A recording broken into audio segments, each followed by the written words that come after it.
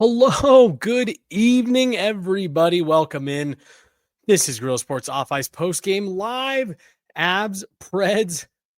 Avs fall once again in a shootout and in a game that ended in a way that just continued the streak of weird Avs games inside Bridgestone Arena. I'm Jesse Montano. Going to be joined by Meghan Angley here in just a second. We're going to talk about all of it. The Avs late game heroics, power play finally coming to life. Brock Nelson continuing to put up points. But yeah, parts of this game you probably don't like. And then, of course, a crazy ending with Scott Wedgwood in the shootout. We're going to talk about all of it. But first, want to start by reminding you guys about our great friends over at RefiJet. Did you know that you could refinance your auto loan? Well, with RefiJet, you could save around $150 every single month, all with just a soft credit pull and zero hassle. RefiJet does the work. You get the savings. You guys hear me say it all the time. The best way to support us and what we're doing here at Guerilla Sports is by going and showing our partners some love. So head on over refijet.com/sports. Fill out a form. See if they can't help you out. Save some money. Might even be able to put some cash back in your pocket. Who wouldn't want that this time of year? refijet.com/sports. The faster, easier way to refinance. Hello and welcome in. Please do not leave your luggage unattended on the station.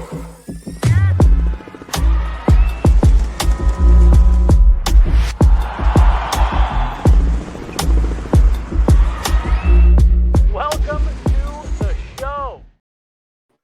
Hey, everybody. Welcome in. Jesse Montano, Meghan Angley here. Post-game Avs, Preds. And Meghan, I said it there in the open. The Avs just have weird experiences when they go to Nashville. And just when it looked like we were going to escape a game without something really weird happening, that shootout happens. And just, again, weird stuff that it feels like you've never seen. Meghan, how you doing? It's a late night edition of Postgame Live. I'm doing really well. I'm glad that I have a little bit more time in the evening. I was doing experiments on my hair earlier, so this came in handy, but I'm not excited about the result. I think it's the one the Avs deserved. We'll get to it, but it was still frustrating to see them come so close thanks to heroics from Cale Makar, only to fall short in a weird way and in a situation that has been kind of a struggle for the Avs through this point. Like, thankfully, you don't have to worry about shootouts in the playoffs, but just like the conversation around Mackenzie Blackwood the other game on the breakaway, or the penalty shot, I should say. Right, he's so good. And it's just something about shootouts and these really great goaltenders. It's not for them. And I'm not even mad about it. Yeah, I'm with you. The shootout stuff, I mean, like you could look at it and say, oh, they left some points on the table by not being able to, convert in the shootout. But I'm with you. You don't have to worry about it. You can get to the playoffs. It'd be nice for them to pick up, a win via shootout. But I'm not going to get too upset about it. I'm with you, though, on the whole. Probably the result they deserved. Let's just kind of run through this one, Meghan. First period that saw a ton of offense early. Brock Nelson opens the scoring, a couple of goals from the Nashville Predators to answer back before the Avs get one there later in the period. Just your thoughts on not only the offensive output that we saw, the game kind of had opened up a bit, but again, you and I continue to talk about Brock Nelson doing really good things. What a goal from Brock Nelson there to open things up. Yeah, it was great to see him continue to get rewarded for some of the high skill things that he does well. And this was a great example of the Avs capitalizing on a mistake on behalf of Nashville, getting caught in the middle of a change there, and a really great breakout that sees the opportunity starting with Burns to Manson. And then I love to see Nelson not only beat Roman Josi with this toe drag move to get around him, but then beat UC Saros, who, just want to say off the top, had an excellent game. Fantastic. Yep. I have a lot of respect for UC Saros. Like, on other podcasts, when we talk about the Nashville Predators on the whole, I'm a little bit critical of them as a team, but I think that UC Saros is an excellent goaltender, and he's a big reason why Nashville had the night that they had. So I wanted to give him his flowers. Well, Which I've got him on the rundown, so I've got plenty more to say about him. So keep the UC Saros hype coming because I thought he was great tonight. Well, and that I'll just turn the attention back to Brock Nelson then in Yep. the move that he utilizes here off his backhand to beat Saros, because it ended up, being a night where he was hard to beat and he was getting some of Nathan MacKinnon's very best. So that just kind of punctuates the importance of Brock Nelson continuing to be, the player that's put up 30 goals in this league, because it was hard to beat Saros tonight. So that was important. And then similarly, it's frustrating to see the Avs lose a game where they open the scoring. I was prepared in how we were going to discuss this game to even point out that typically when they score first, they win these games. But I don't know if that's even fair analysis at this point, just because they've only had 2 regulation losses through this point. Right.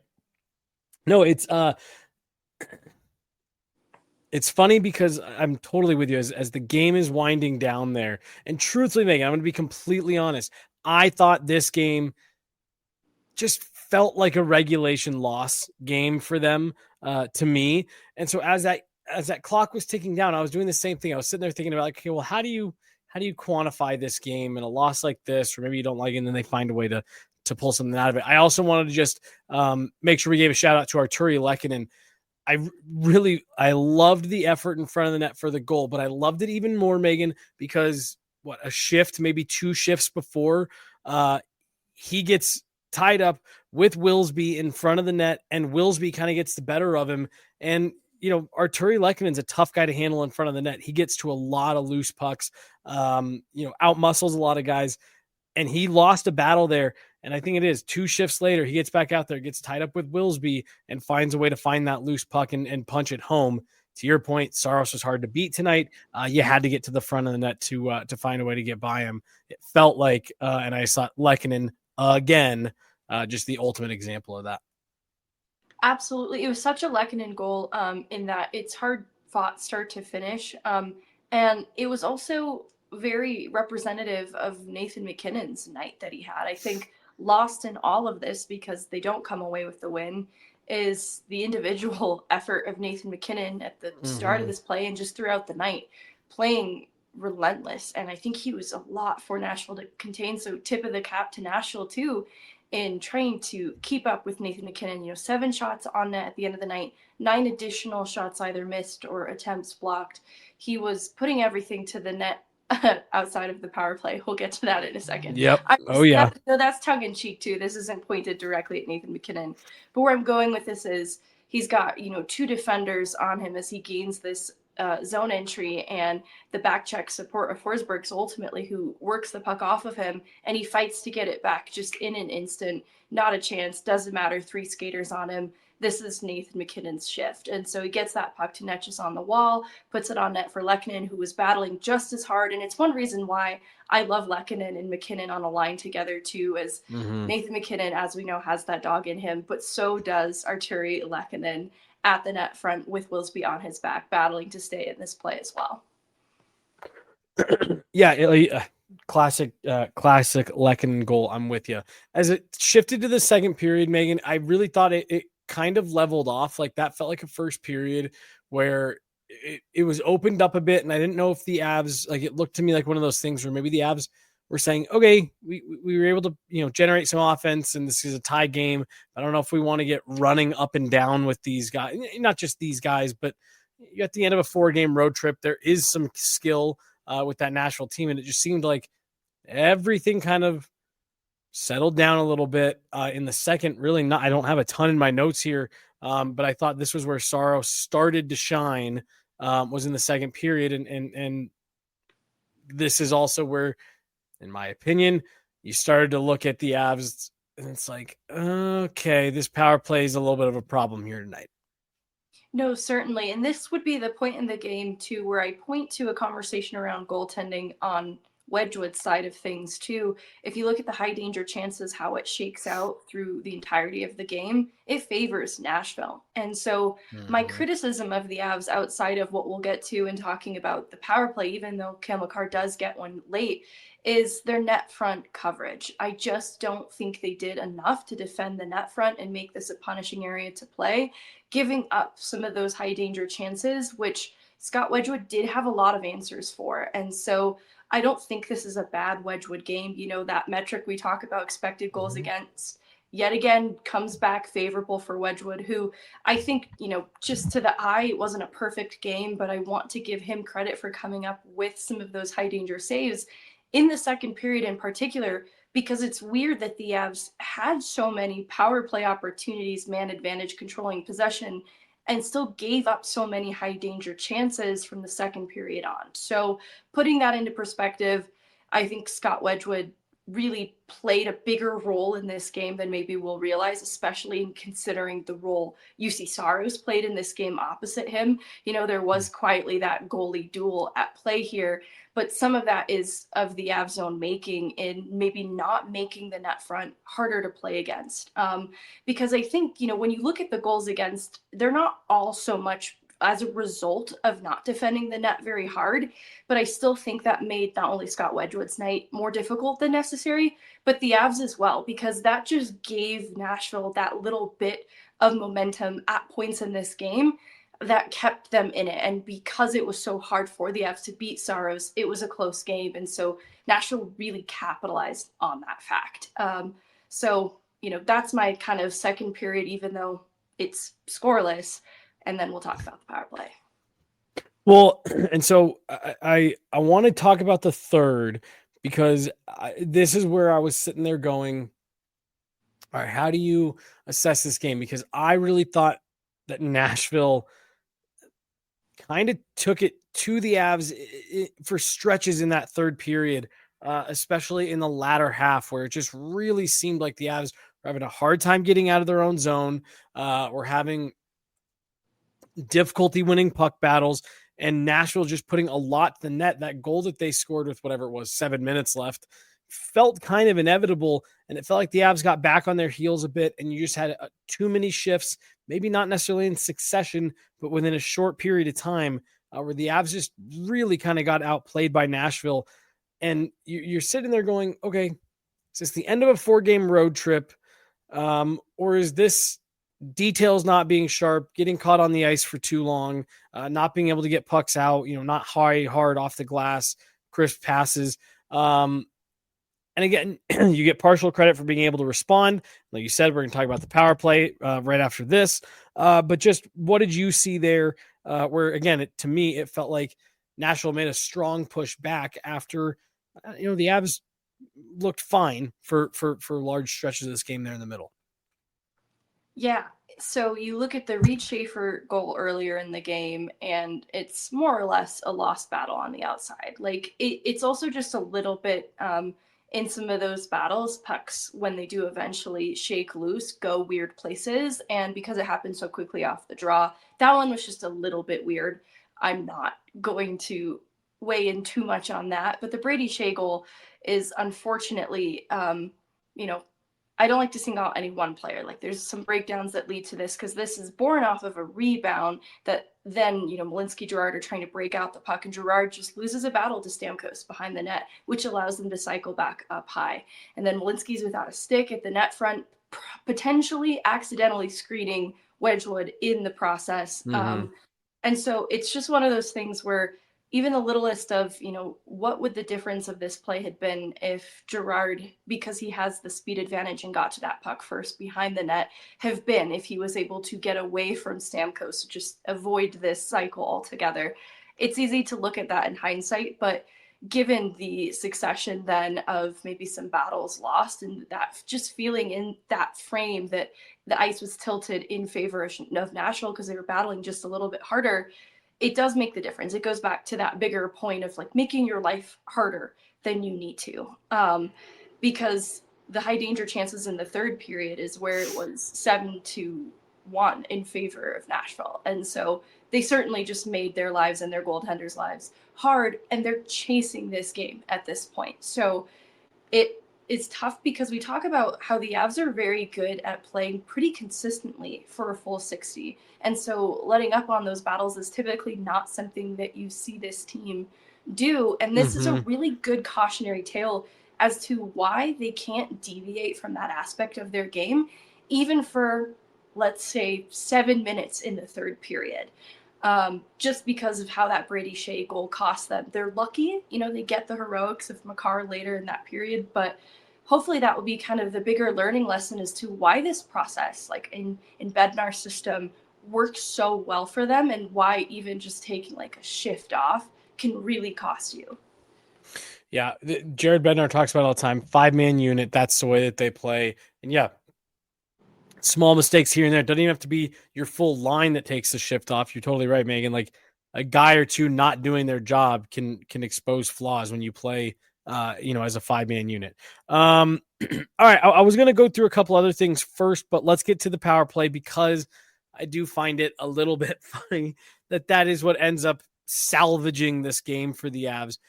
After I thought, Megan, look, I've been on this show here the last couple weeks saying like, yeah, look, you don't like to see what the power play is doing right now. Of course, it's got to be better.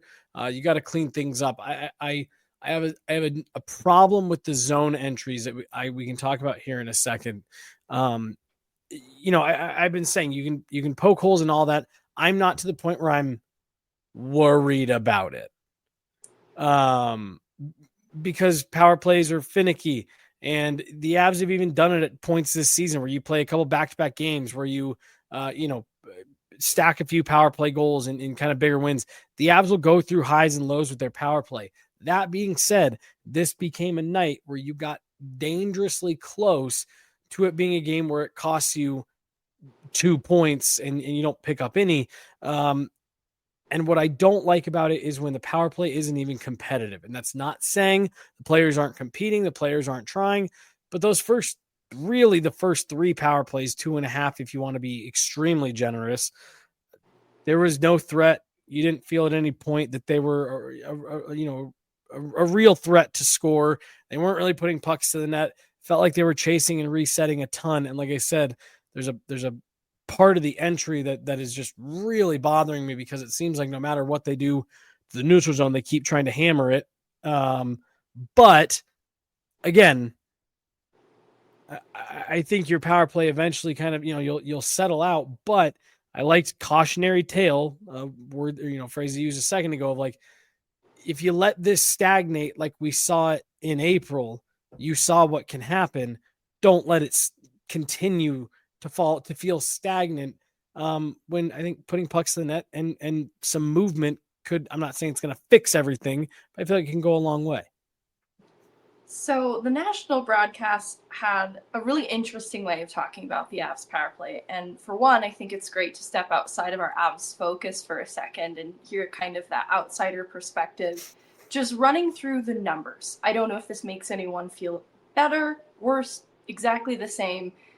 Ahead of tonight, just looking at the most recent stretch, because this is something that Jared Bednar has emphasized too in evaluating the power play, is sometimes, that percentage might be impacted by a stretch where you've actually had so few power play opportunities that you're not capitalizing on that it looks worse than it is. So I was just looking at December.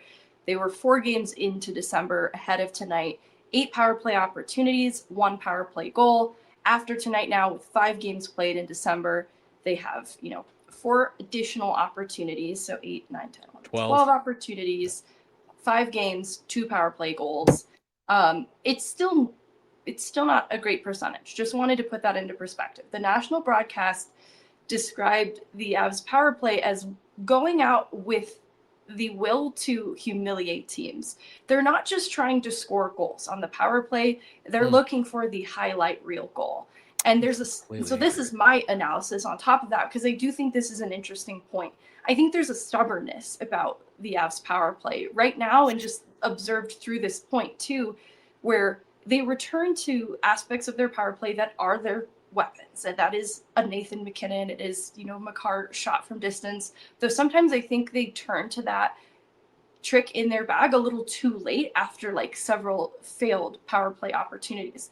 And where I'm going with this is it's seam pass, it's overpassing, it's dusting off the puck for a little bit too long in search of the highlight reel play. And so I think the national broadcast was exactly right that I think the aim should just be to score a goal. It shouldn't have to be this perfect grade A opportunity. It's pucks to the net, and you've got enough players represented on this power play that are going to assert themselves at the net front and fight for tip and rebound opportunities. And so in that second period, like, there's a couple dangerous looking plays that ultimately they don't execute on. And so it's great to see them Harlem Globetrot their way on the power play. But if it doesn't result in a goal, it's treating it like a skills competition where, the end result doesn't matter. But it actually does, especially in a game like this. So, like, there was the Landeskog give and go with McKinnon, and Saros comes up with a huge save. So it's like, okay, I think process-wise, I like what they're doing here to get the puck deep,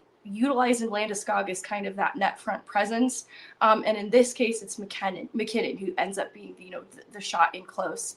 And then I don't mind the high skill play, like a stretch seam pass, McKinnon to Netchus, but they send it on net for Landeskog to try for the tip in or the rebound. Landeskog is at the heart of a lot of, the two plays that come to mind that looked like they could be dangerous, but ended up with a good UC Saros save. And, Landeskog is maybe the piece of this current iteration of the top unit that's a little bit different from the really flashy high skill players. And so I think it's important to lean into that too and become unstubborn. Well, so what's so interesting to me is because of guys like Landeskog, because of guys like Nichushkin, guys like Lehkonen, that to me is what is so surprising about what seems like a stubbornness. Great. I think it's a great word. To put pucks to the net. You've got great net front guys. You've got great, guys in traffic. They can get pucks on sticks, sticks on pucks, deflections, things like that. And I completely agree with the assessment of and you and I have talked about it before. It's just, you don't need to make it that pretty every time. It doesn't need to be that every time. Put pucks to the net. And that's what I loved so much about the goal that Cale Makar does score on the power play is how many shots, how many attempts did he have there in the final minute? 3, 4? Just, any puck that came within his vicinity, he was trying to put it towards UC Saros because he knew he had traffic there. And look, you could tell that he was a little bit frustrated with the way some of the stuff had gone there kind of late in the game. But it's just like, yeah, and it feels to me, and I know there's a level of confirmation bias here, but it feels to me, Megan, like when we see the best results for this group, it's exactly what you were just describing. And when you see a willingness from this group, from those guys like Marty Netchus, got a great shot. Nathan McKinnon has an elite shot. Cale Makar has an elite shot. When you see the willingness from those guys to stop and not stop, but, be less inclined to thread that one extra pass through and just put that puck to the net instead, and then let your guys follow it there. You follow it there. It seems like that's when we see them have success. Some of what I wondered too, because I feel like I haven't seen them just feeding Makar the puck at the point and trying for that shot from distance as much as I'm used to, in part because that was so picked off in the playoffs that I think there's almost a trauma wound around that option, Cale Makar as the option on the power play, that I think they're trying to find other ways to score in addition to that.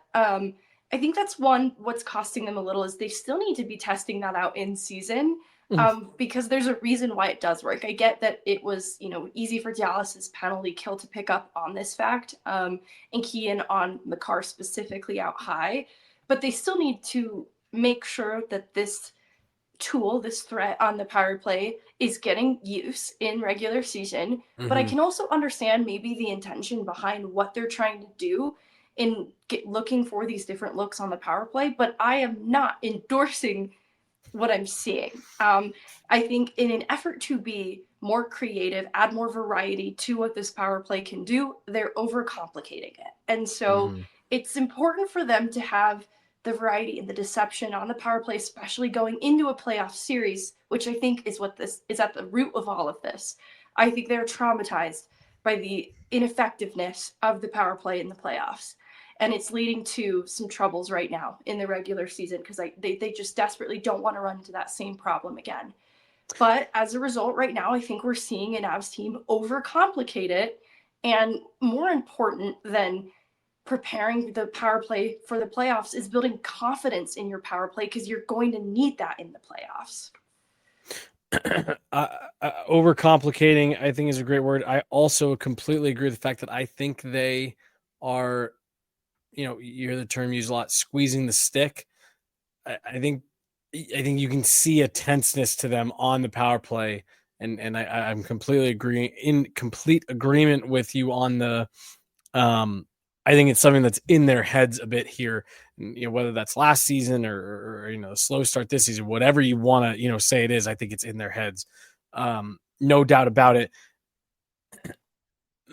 My last thing with it, Megan, we talk a lot about the zone entries, and there's a lot of people who talk about the neutral zone drop. I don't even have an issue with that.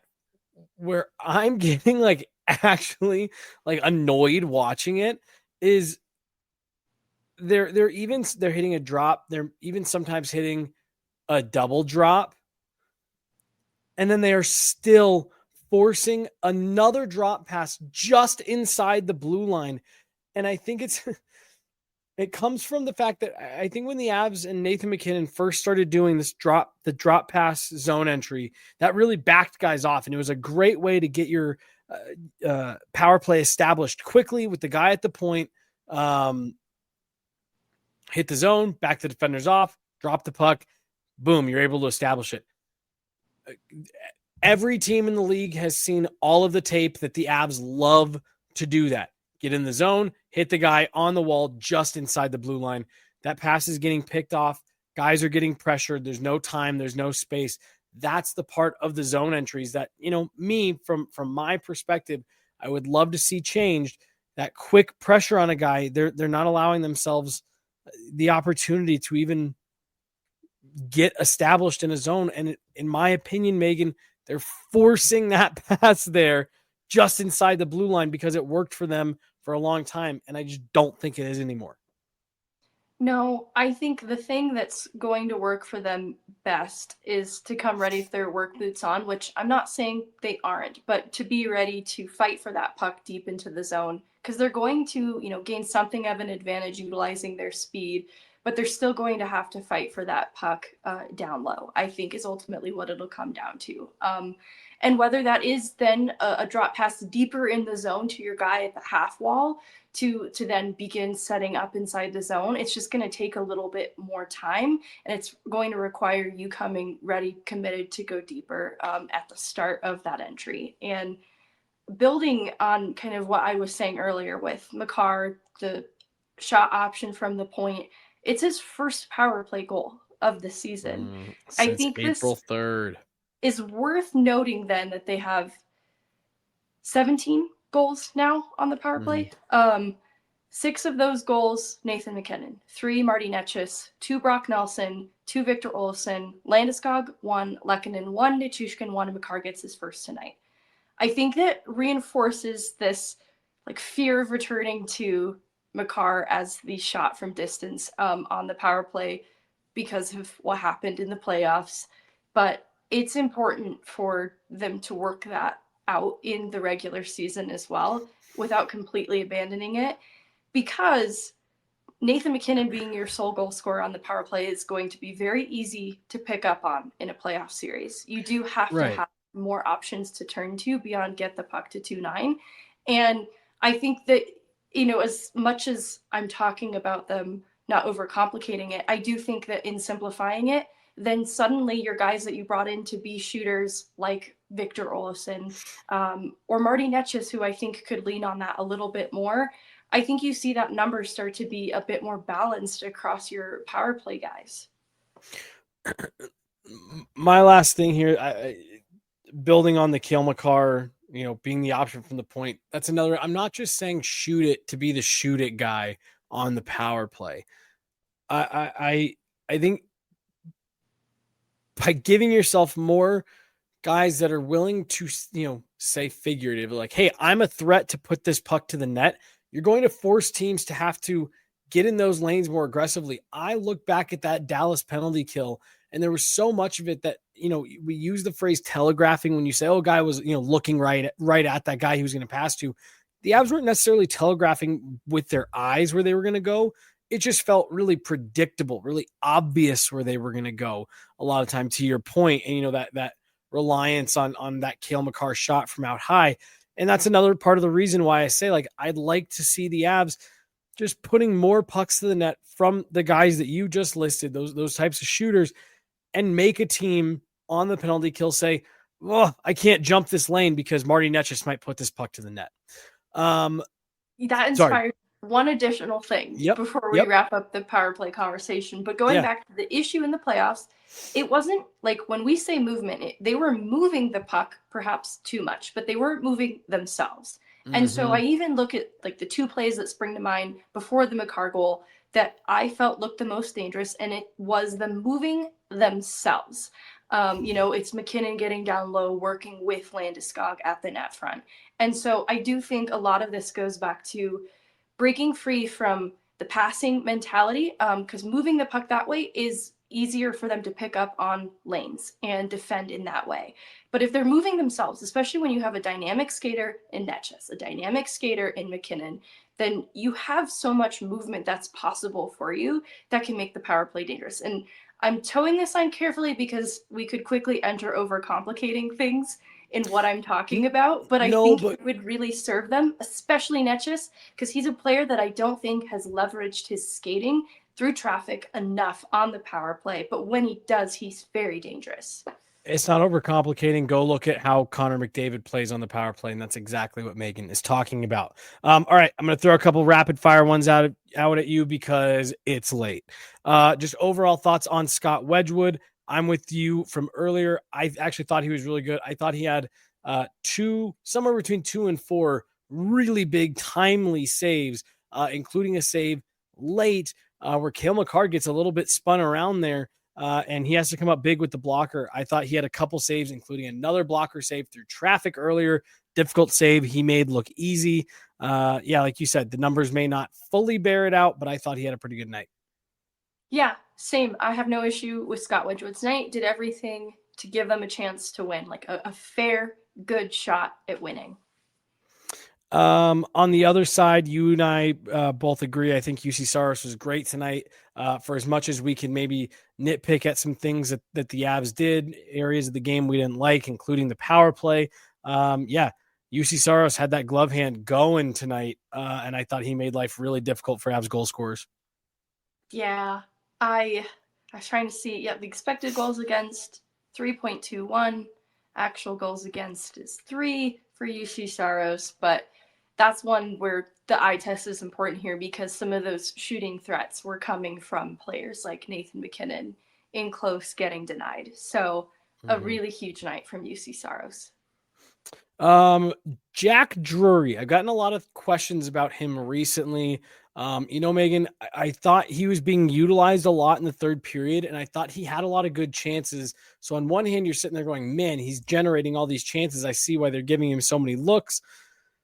He had a couple plays, though, where I was sitting there and I was going, yeah, I think he's playing third line well, but he maybe just might be better suited in a little bit of a lower line role. I just want to know what your thoughts are on Jack Drury, and I know what I just said is extremely broad. I struggle. There's an execution thing that's struggling with at the moment because I think that he is on the doorstep of or part of the creation of some really good passing plays. Even there was a shot tonight that UC Saros made an incredible save on that I had to kind of double take that it was Jack Drury's shot because it was just a really quality chance. And I don't mean that to sound rude, but there have been some chances he's had off the rush that have been, you expect to be kind of dangerous. And there's just maybe an execution thing that's falling a little short. And I can't quite put my finger on it because I otherwise like to see him kind of being the driver of some of those chances. which is why I have no issue with the work that he's been doing on the third line. But I think this is also where the separation between like what a 3 and a 4C might ultimately be. Yes, And what I'll add to that is it's still extremely close. Like this for would, sure. Jared Bednar was 100% correct. Like this is a player that would be a luxury to have as a fourth line center because he can keep up with the skill of players like Olofsson. And so I still don't have an issue with Jack Duray, but I would like to see a little more finish. And then that would more solidly solidify. It's late. It would solidly solidify his role as a 3C because I think it is that finish that is separating him from that at the moment. I agree. I think he's finding himself in a lot of the right places, but you sit there and go, does he have the finishing to be a top 9 player? I love that. All right. Last thing here. I just want to run through. We had 5 overtime units that took the ice together. And I just wanted to just throw it out there because it was a topic of conversation early in the season about how Jared Bednar deploys his power play unit, or not his power play, his 3-on-3 units. So overtime started. Nichushkin, Nelson, Makar. They gave way to Netchis, McKinnon, Taves. After that, it was Lehkonen, Nelson, Makar. That was a shift where Scott Wedgwood came up with a really big save. You had Nichushkin, McKinnon, Taves, and then Megan, Marty Netchis, Victor Olofsson, and Sam Alinsky. Based on the change at the bench, I honestly don't know if Victor Olofsson was originally the guy that was supposed to go. I think someone came to the bench a little bit unexpectedly. There was a rush going the other way, and he just had to jump in. I wanted to make sure I gave some credit to really good one-on-one defensive plays for Marty Netchis in the overtime for a player who gets a little bit of a bad rap about his defensive game, and especially in overtime. 2 really nice plays for him in the extra period. Yeah, I remember a really calm defensive stick to take the puck out of trouble at the net front and move it, protect it, move it up and out. And so that was a big thing.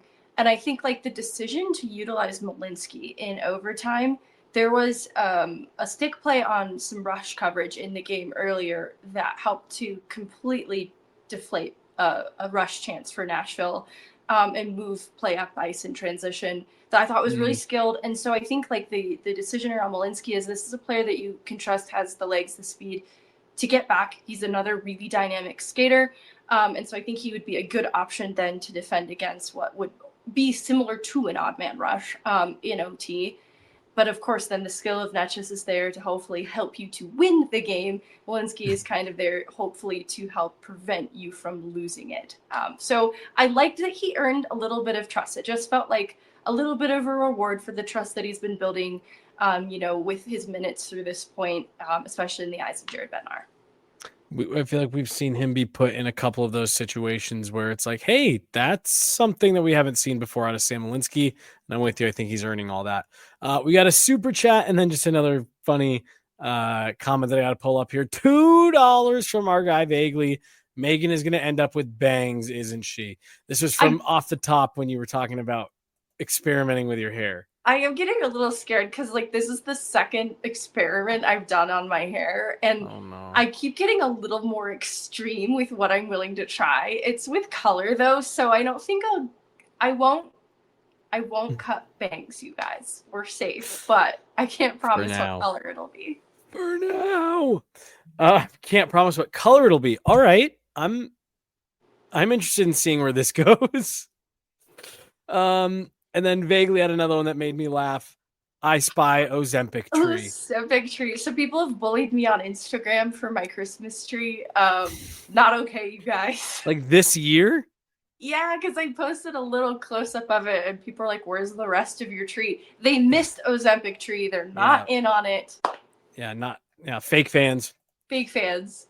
Fake fans. And maybe even fake friends, depending on who's sending you bullying messages.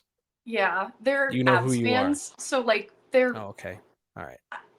Please don't bully my tree, you guys. Oh boy, Megan, any final thoughts? It's late. Let's get out of here. Okay, well, we didn't address the concussion spotter Oh trying my to pull Scott gosh. Wedgwood. Oh my gosh. Literally the most interesting thing that happened all night. Thank you. I'm so sorry. Let me, I'm so sorry. I'm going to immediately hijack what you were saying, but just for anybody who didn't see it, I imagine if you're watching this right now, you probably saw it. In round 2 of tonight's shootout, Philip Forsberg, I don't know if he lost an edge or just kind of ran out of racetrack and didn't slow down enough. Ran into Scott Wedgwood pretty hard, and it actually looked like he maybe got hurt on the play at first. He eventually kind of collects himself. Shootout continues. Avs go, don't score. Steven Stamkos comes back down. Scott Wedgwood, makes a save, forces the shot wide. And then the refs start huddling up around the penalty box. They get on the phone with people upstairs. You see him go over to Jared Bednar. Bednar starts laughing. And yes, Scott Wedgwood was being pulled by concussion spotters in round 3 of a shootout after having already faced another shot after the collision. Of course, Megan, it ends up not meaning anything because Gabe Landeskog can't score. But Mackenzie Blackwood had to come in cold into a shootout.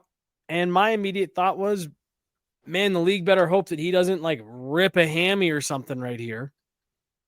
I mean, the whole thing is weird. I will say my first view of the collision is really what concerns me is Wedgwood's head to the ice.